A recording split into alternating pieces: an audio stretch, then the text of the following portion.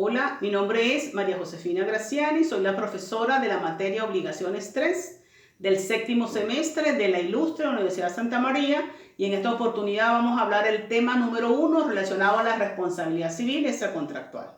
Vamos en principio a definir qué debemos entender por responsabilidad civil en términos generales, y es la situación jurídica en virtud de la cual se está en la obligación de responder patrimonial o pecuniariamente en razón de haberle causado un daño a otro, bien por la actuación propia o bien por la actuación de otra persona. La responsabilidad civil se divide en dos: responsabilidad civil contractual y responsabilidad civil extracontractual. La responsabilidad civil contractual está relacionado en virtud del incumplimiento de alguna cláusula de las partes, pues. No cumplí con ese contrato, entonces puedo demandarte civilmente. Y tiene su fundamento en el artículo 1264 del Código Civil. Por su parte, la responsabilidad civil extracontractual tiene lugar por el incumplimiento culposo de una obligación o de una conducta preexistente que no se deriva de ningún contrato o de ninguna convención entre las partes. Es mi conducta la que produce ese hecho. Por ejemplo, voy conduciendo a alta velocidad o no respeto las señales de tránsito y colisiono con otro vehículo y en consecuencia le produzco un daño. En la responsabilidad civil extracontractual se dan dos figuras: el hecho ilícito y el abuso del derecho. Ambas figuras están establecidas en el artículo 1185 del Código Civil, y específicamente el abuso del derecho en la primera parte de dicho artículo. La responsabilidad civil extracontractual a su vez se divide en dos: responsabilidad civil extracontractual ordinaria y responsabilidad civil extracontractual especial. La responsabilidad civil extracontractual ordinaria se trata de la responsabilidad civil por el hecho propio, por el hecho mío, por el hecho de Juan y por el hecho de Pedro. Y como dijimos anteriormente, está establecida en el artículo 1185. Cuando son varias las personas que cometen ese hecho, ese daño, son solidariamente responsables de conformidad con el artículo 1196 del Código Civil.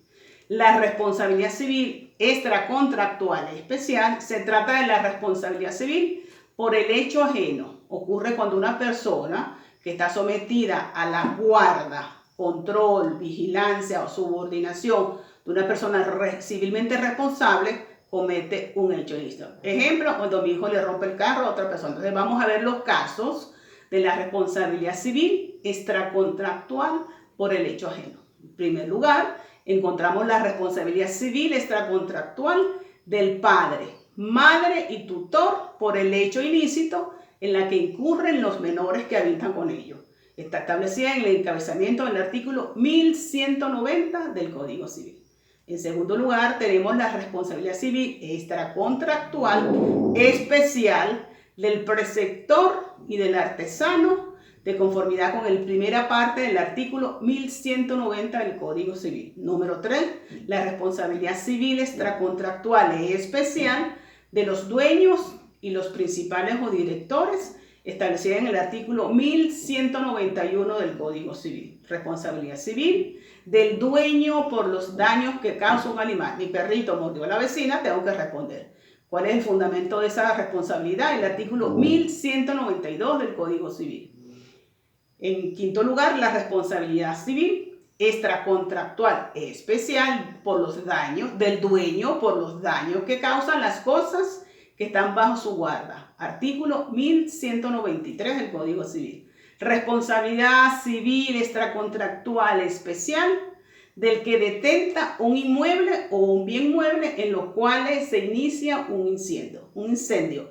Primera parte del artículo 1193 del Código Civil. Y por último, la responsabilidad civil extracontractual especial del propietario de un inmueble por los daños que ocasionen la ruina de esto. Artículo 1194. ¿Cuáles son los sujetos de la responsabilidad civil extracontractual? Son dos: el agente y la víctima. El agente es la persona que con intención, negligencia, imprudencia causa un daño a otra persona, bien puede ser patrimonialmente, físico, una lesión en una cara o la psiquis. Y la víctima es la persona que sufre ese daño. En materia penal encontramos a estos sujetos en el artículo 121 del Código Penal, y en materia civil Estos sujetos los encontramos en el artículo 1196 del Código Civil. ¿Cómo hago para reclamar civilmente esos daños y perjuicios, ese daño ocasionado por el hecho ilícito?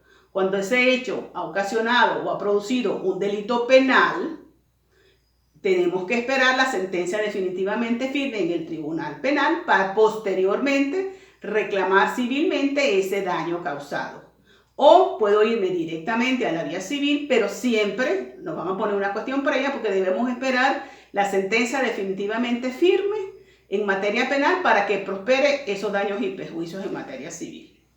No, hasta aquí el tema número 1, y en la próxima oportunidad, cuando nos veamos vía Zoom, vamos a tratar las diferencias entre el hecho ilícito y los delitos penales.